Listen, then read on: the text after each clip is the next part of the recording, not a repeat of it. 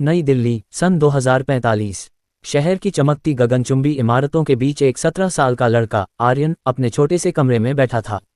उसकी आंखों में नींद की जगह एक अजीब सी चमक थी। कमरे की दीवारें पुरानी किताबों, गणितीय समीकरणों और क्वांटम फिजिक्स के डायग्राम से भरी थीं। बाहर की दुनिया में लोग उसे पागल कहते थे, लेकिन आर्यन को पता था कि वह कुछ ऐसा जानता है जो दुनिया को बदल सकता है। आर्यन का बचपन गरीबी में बीता था। उसकी माँ एक स्कूल में चपरासी थी और पिता का कोई अता पता नहीं था। लेकिन आर्यन की जिज्ञासा ने उसे कभी नहीं छोड़ा। स्कूल की लाइब्रेरी में उसे एक पुरानी किताब मिली थी, quantum mechanics, the infinite possibilities. उस किताब ने उसके दिमाग को एक नया आयाम दिया। उसने सीखा कि ब्रह्मांड की हर चीज़ समय, स्थान और संभावनाएं कणों की गति और ऊर्जा पर निर्भर करती है। क्वांटम सुपरपोजिशन, एंटेंगलमेंट और वेव पार्टिकल ड्यूलिटी जैसे सिद्धांतों ने उसके दिमाग में एक तूफान सा ला दिया। एक रात, जब बिजली गुल थी और मोमबत्ती की रोशनी में वह पढ़ रहा था, उसे एक विचार आया। अगर मैं क्वांटम सुपरपोजिशन का इस्तेमाल करके भविष्य की संभावनाओं को पढ़ सकूं, तो क्या मैं अमीर बन सकता हूं? यह विचार उसके दिमाग में एक जुनून बन गया। उसने सोचा कि अगर वह क्वांटम एंटेंगलमेंट का उपयोग करके समय और संभावनाओं के बीच एक पुल बना सके, तो वह भविष्य की छोटी छोटी घटनाओं को स्कैन कर सकता है। क्वांटम प्रेडिक्टर डिवाइस की तकनीक और तर्क। आर्यन ने अपने स्कूल के पुराने कंप्यूटर लैब में एक डिवाइस बनाना शुरू किया, जिसे उसने क्वांटम प्रेडिक्टर नाम दिया। ये डिवाइस क्वांटम मैकेनिक्स के सिद्धांतों पर आधारित थी, विशेष रूप से क्वांटम एंटेंगलमेंट और हाइजेनबर्ग के अनिश्चितता सिद्धांत पर। डिवाइस का मूल विचार यह था कि यह कणों की क्वांटम अवस्थाओं को मॉनिटर करके भविष्य की संभावनाओं की गणना कर सकता था। डिवाइस का निर्माण। आर्यन ने कबाड़खाने से पुर्जे जुटाए, टूटे हुए स्मार्टफोनों के माइक्रोप्रोसेसर, पुराने transistor, discarded quantum computing chips जो उसे एक बंद पड़े रिसर्च लैब से मिले थे, और सुपरकंडक्टिंग मटेरियल्स जो उसने एक पुराने सुपरकंडक्टर जनरेटर से निकाले। उसने एक स्थानीय बाजार से सस्ते लेजर डायोड्स और फोटोन डिटेक्टर्स भी खरीदे। इन सबको जोड़कर उसने एक छोटा सा डिवाइस बनाया जो देखने में एक पुराने रेडियो जैसा लगता था, लेकिन इसका आंतरिक ढांचा अत्याधुनिक था। डिवाइस का कोर एक क्वांटम सर्किट था जो दो कणों को एंटेंगल करने में सक्षम था। ये सर्किट एक सुपरकंडक्टिंग क्वार्ट्ज सिस्टम पर आधारित था जो कमरे के तापमान पर भी स्थिर रह सकता था। यह आर्यन की सबसे बड़ी उपलब्धि थी, क्योंकि सामान्य क्वांटम कंप्यूटरों को अत्यधिक ठंडे तापमान की जरूरत होती है। उसने ये स्थिरता एक विशेष मिश्र धातु, जिसका फॉर्मूला उसने अपनी डायरी में गुप्त कोड में लिखा था, का उपयोग करके हासिल की। डिवाइस का तर्क। क्वांटम प्रेडिक्टर का तर्क क्वांटम सुपरपोजिशन और एंटेंगलमेंट पर आधारित था। इसका मूल सिद्धांत था कि ब्रह्मांड में हर घटना एक संभावनाओं का तरंग, वेव फंक्शन, बनाती है, और ये तरंग भविष्य की संभावनाओं को अपने अंदर समेटे रहती है। डिवाइस इस तरंग को स्कैन करता था और लेड कणों की अवस्थाओं को मापकर यह अनुमान लगाता था कि कौन सी संभावना सबसे अधिक प्रबल है। उदाहरण के लिए, अगर आर्यन शेयर बाजार की एक कंपनी का डेटा, जैसे उसकी कीमतों का इतिहास, बाजार की खबरें और आर्थिक रुझान, डिवाइस में फीड करता, तो डिवाइस इस डेटा को क्वांटम सर्किट में प्रोसेस करता। ये सर्किट डेटा को एक क्वांटम अवस्था में बदल देता, जिसमें सभी संभावित परिणाम, जैसे स्टॉक की कीमत बढ़ना, गिरना या स्थिर रहना, एक साथ मौजूद होते। फिर डिवाइस एक लेजर आधारित फोटोन डिटेक्टर का उपयोग करके इन अवस्थाओं को मापता और सबसे अधिक संभावित परिणाम को स्क्रीन पर दिखाता। लेकिन ये प्रक्रिया इतनी सरल नहीं थी। क्वांटम माप के दौरान डिवाइस को हाइजेनबर्ग के अनिश्चितता सिद्धांत का सामना करना पड़ता था, जिसके कारण पूरी तरह सटीक भविष्यवाणी असंभव थी। इसलिए डिवाइस हमेशा एक संभावना प्रतिशत देता, जैसे 87% की यह स्टॉक 24 घंटे में 300% बढ़ेगा। यह अनिश्चितता ही डिवाइस की ताकत और कमजोरी दोनों थी। डिवाइस की सीमाएं और जोखिम। डिवाइस का एक बड़ा जोखिम था क्वांटम डिस्टर्बेंस। हर बार जब डिवाइस भविष्य की संभावनाओं को स्कैन करता, ये ब्रह्मांड के क्वांटम फैब्रिक में छोटे छोटे बदलाव पैदा करता। ये बदलाव, हालांकि सूक्ष्म थे, समय के साथ जमा हो सकते थे और वास्तविकता में रिपल इफेक्ट्स पैदा कर सकते थे।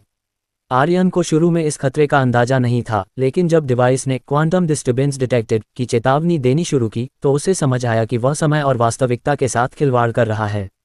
डिवाइस की एक और सीमा थी इसकी ऊर्जा खपत। हर स्कैन के लिए इसे भारी मात्रा में ऊर्जा चाहिए थी, जिसे आर्यन एक पुराने न्यूक्लियर बैटरी सेल से लेता था जो उसने अवैध रूप से खरीदा था। ये बैटरी सेल अस्थिर थी और कई बार डिवाइस को ओवरलोड कर देती थी, जिससे स्क्रीन पर अजीब सी त्रुटियां दिखाई देती, जैसे रियलिटी डिसप्शन या टेम्पोरल कोलैप्स। कहानी की निरंतरता। आर्यन ने अपने डिवाइस का पहला टेस्ट किया। उसने दिल्ली के शेयर बाजार की एक छोटी सी कंपनी का डेटा फीड किया। क्वांटम प्रेडिक्टर ने स्क्रीन पर एक अजीब सा ग्राफ दिखाया, लाल और नीली रेखाएं जो एक दूसरे से उलझ रही थीं। ये रेखाएं विभिन्न संभावनाओं की तरंगों को दर्शाती थीं, और उनके उलझने का मतलब था कि क्वांटम अवस्थाएं एक दूसरे से इंटरफेयर कर रही थीं। ग्राफ के नीचे लिखा था, संभावना 87% की यह स्टॉक 24 घंटे में 300% बढ़ेगा।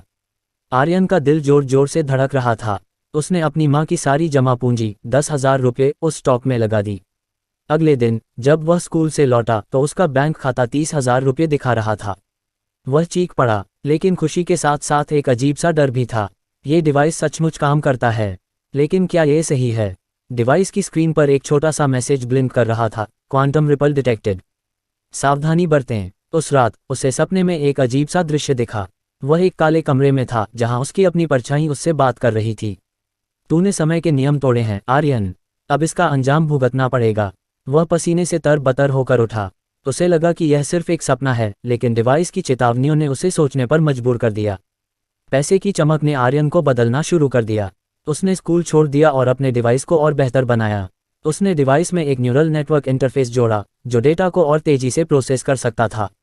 अब वह शेयर बाजार, क्रिप्टोकरेंसी और यहाँ तक कि अवैध सट्टेबाजी में भी दांव लगाने लगा। डिवाइस की सटीकता ने उसे कुछ ही महीनों में करोड़पति बना दिया।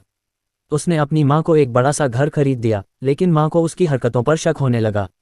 बेटा, ये पैसे कहाँ से आ रहे हैं? माँ ने पूछा। माँ, मैंने एक बिजनेस शुरू किया है, आर्यन ने झूठ बोला। लेकिन उसकी आंखों में एक खालीपन था। डिवाइस की स्क्रीन अब हर बार स्कैन के बाद एक अजीब सी धुंध दिखाती थी, जैसे कि क्वांटम तरंगें स्थिर होने से इनकार कर रही हों।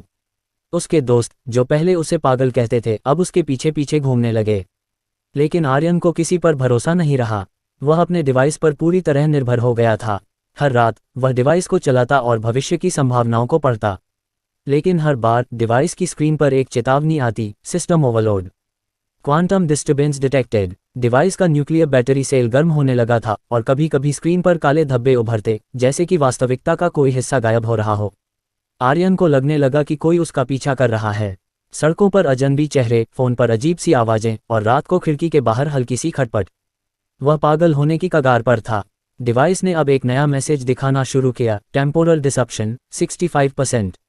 आर्यन को समझ नहीं आ रहा था कि इसका क्या मतलब है, लेकिन उसे डर था कि उसने कुछ ऐसा शुरू कर दिया है जिसे वह रोक नहीं सकता। एक दिन आर्यन को एक गुमनाम ईमेल मिला। उसमें लिखा था, तूने जो डिवाइस बनाया है वह समय और वास्तविकता को तोड़ रहा है। इसे बंद कर, वरना तू और पूरी दुनिया खतरे में पड़ जाएगी।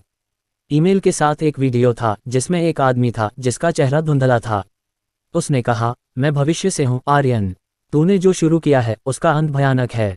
वीडियो में एक स्क्रीन दिखी जिसमें दिल्ली का आकाश काले धब्बों से भर रहा था, जैसे कि वास्तविकता टूट रही हो।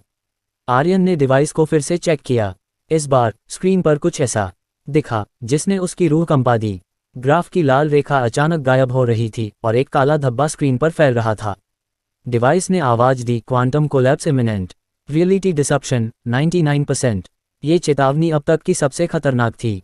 आर्यन को लगा कि उसका डिवाइस ब्रह्मांड के क्वांटम फैब्रिक को नष्ट कर रहा है, जिससे समय और वास्तविकता में दरारें पड़ रही हैं। उस रात आर्यन ने अपने कमरे में खुद को बंद कर लिया। उसका दिमाग चीख रहा था, क्या मैंने ब्रह्मांड को खतरे में डाल दिया है?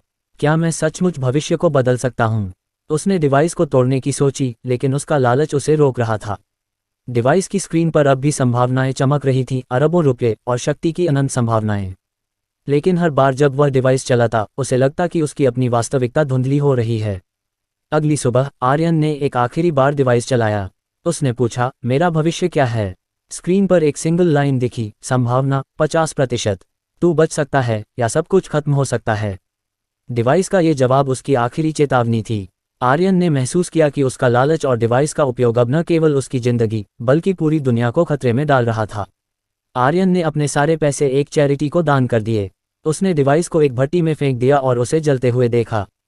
जैसे ही डिवाइस जला, आसमान में एक अजीब सी बिजली चमकी। आर्यन के कानों में वही आवाज गूंजी, तूने समय दे दिया, लेकिन खेल अभी खत्म नहीं हुआ। उसे लगा कि उसने वास्तविकता को बचाने की कोशिश की, लेकिन क्वांटम रिपल्स अभी भी ब्रह्मांड में मौजूद थे। वह अपने पुराने घर लौटा। माँ ने उसे गले लगाया, लेकिन उसकी आंखों में अब भी वही डर था। हर रात वह आसमान की ओर देखता, सोचता कि क्या वह सचमुच आज़ाद है या अभी भी क्वांटम के जाल में फंसा हुआ है। क्या उसका डिवाइस वास्तव में नष्ट हो गया था, या उसने समय और वास्तविकता में ऐसी दरारें छोड़ दी थीं जो कभी नहीं भरेंगी? कहानी का अंत या फिर एक नए रहस्य की शुरुआत?